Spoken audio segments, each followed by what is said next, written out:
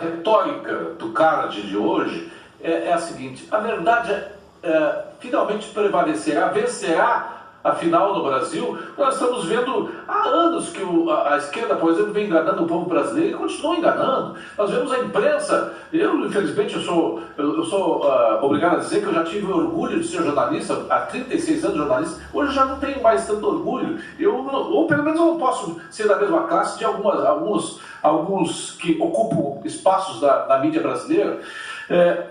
Mas a verdade, afinal, vencerá. E aí eu me lembro, pastor, lá Provérbios 29:16, quantos ímpios se multiplicam-se as transgressões, mas os justos verão a queda deles. Nós vamos ver a queda desses todos que estão aí, pastor? Deixa eu falar para você.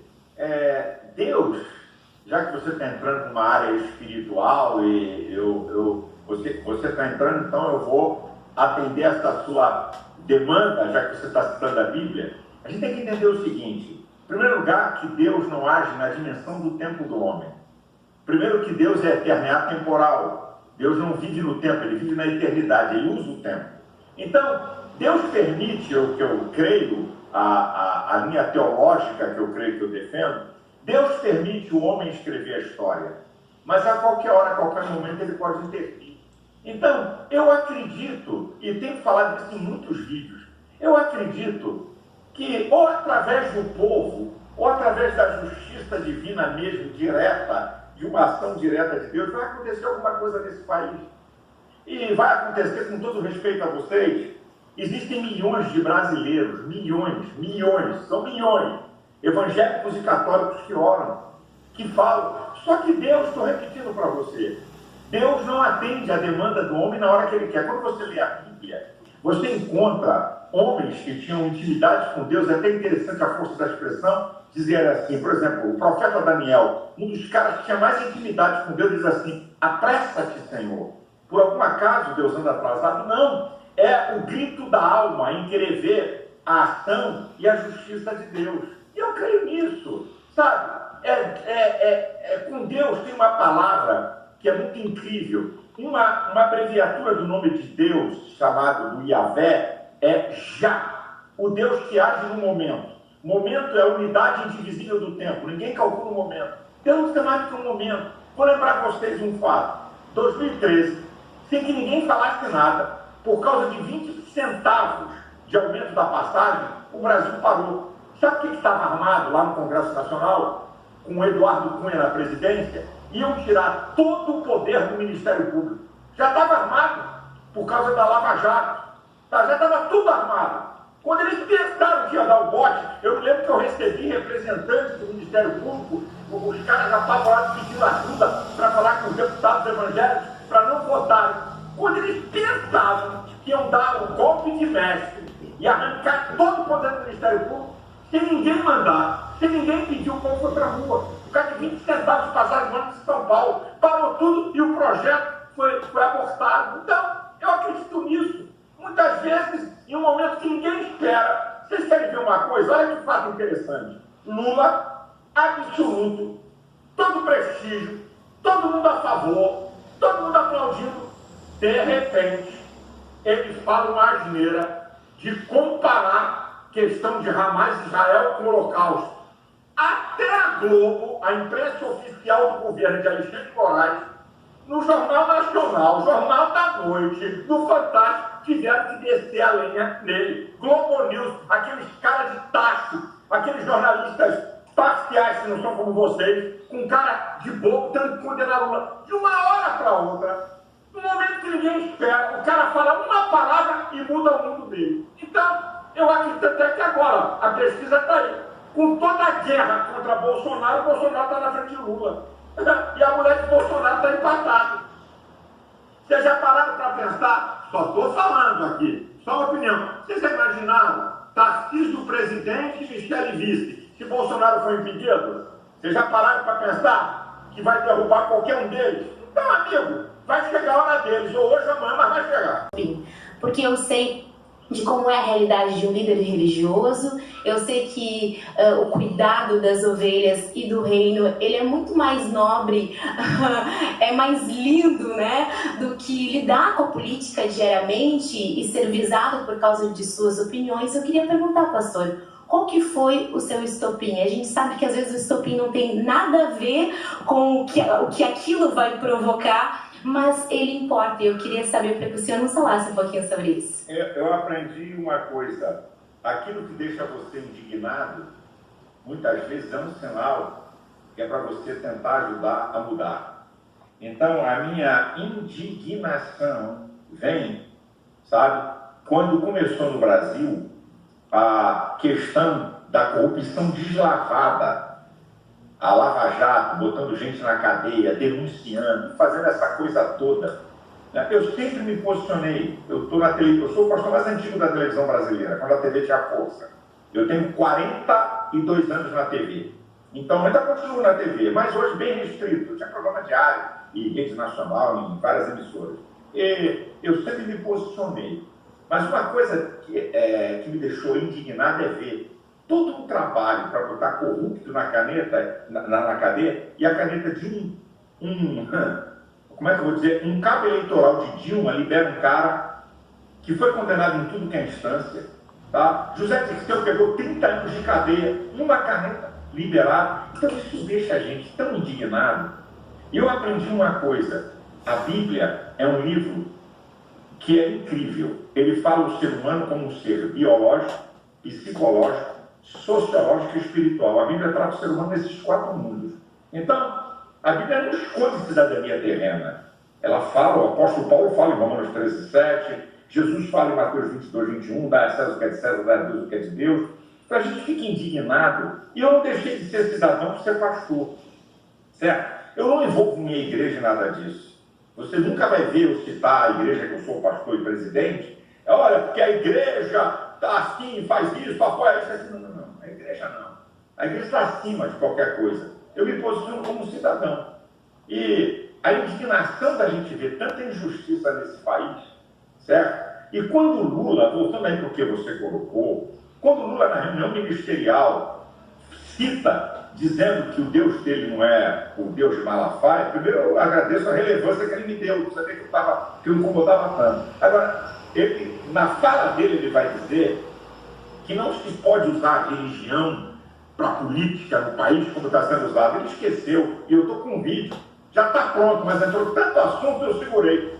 Eu tenho um vídeo, ele e o Frei Leonardo Boff, dizendo que o PT foi criado pelas eclésias de base, e se não fosse as comunidades de base e a teologia da libertação, não existiria o PT.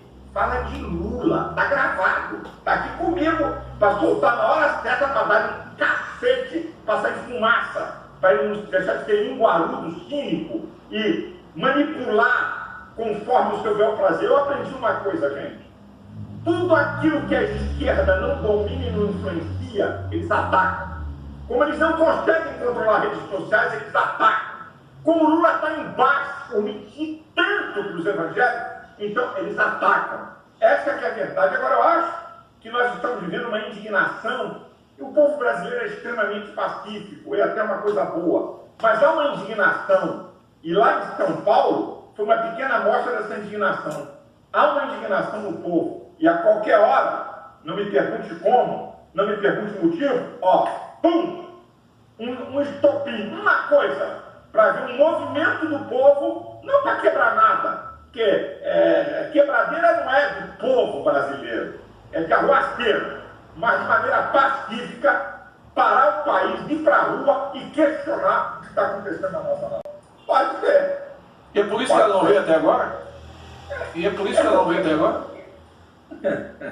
É porque prender um ex-presidente, por quê? Corrupção? Não. Opinião? Minuta de golpe é a maior fake news da história política do país, inventado pela turma da Globo e acompanhado por grande parte da imprensa. Nem o general Freire Gomes, nem o comandante da aeronáutica, nem o comandante de marinha, nem o ex-ministro da defesa, o Sérgio Paulo, ninguém fala em minuta de golpe. falam de um documento que tem GLO, Garantia da Lei da Ordem, artigo 142 da Constituição, e Estado de Defesa, Estado de Sítio, do artigo 136 ao 139. Onde é que tem golpe aí? Isso é farsa. Isso é conversa para incriminar. Não tem golpe. Bolsonaro submeteu aos comandantes militares o que é legal. E ele só não fez porque o comandante do Exército e da Aeronáutica deram para trás. Quando você vê o Braga Neto chamando de frouxo, de cagão, desculpa a expressão, ele está falando por esses caras não concordarem. Então, como é que o presidente quer tomar uma atitude que depende de Forças Armadas nas 4 linhas da Constituição? Não é golpe, não! Não é sem nenhuma guerra. Para tudo. 500 mil pessoas em frente ao Congresso Nacional na esplanada do Ministério. Tudo parado. Parece que eu estou vendo a cena. Estou viajando na maionese. O presidente do Senado ligando para o presidente da STF. Olha, gente, nós temos que dar um jeito aí. Senão eu vou ter que abrir um impeachment aqui, um processo de impeachment de Alexandre de Moraes. Porque nós estamos aqui com o pessoal na porta. O Brasil está parado. É um estalar de dedo. Para mim, a única coisa que faz mudar isso, efetivamente, é o povo na rua parando o país de maneira pacífica. Só isso, mais nada, como já aconteceu em 2013, no fato que eu falei. Sei que nenhuma liderança política, nenhum partido político botou o povo na rua. Naturalmente o povo foi. Certo? Então, eu acredito, vou te falar aqui uma coisa que eu já divulguei.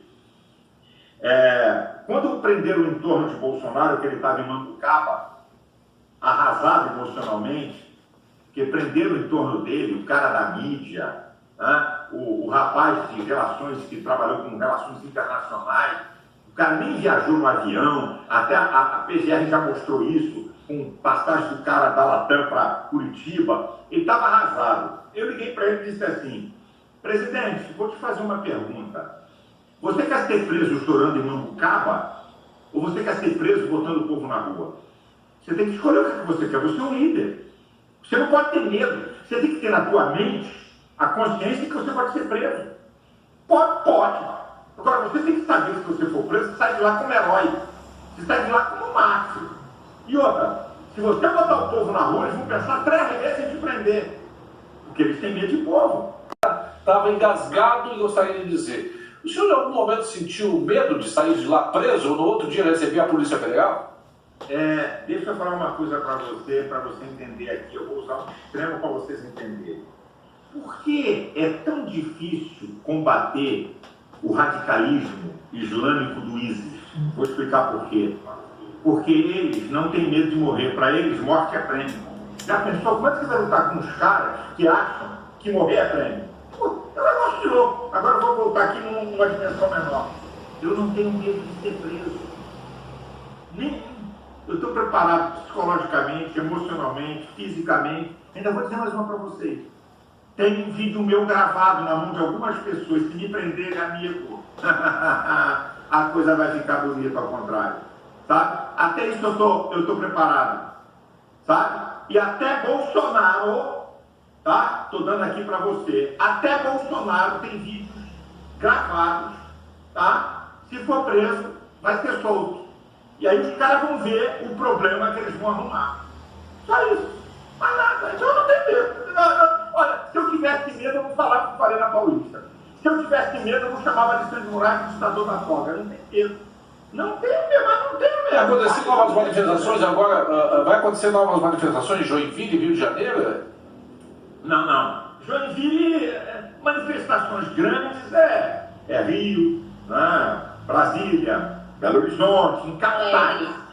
Porto Alegre. Claro, capitais, as grandes capitais. Então, vamos ter outras manifestações, eu posso assegurar para você.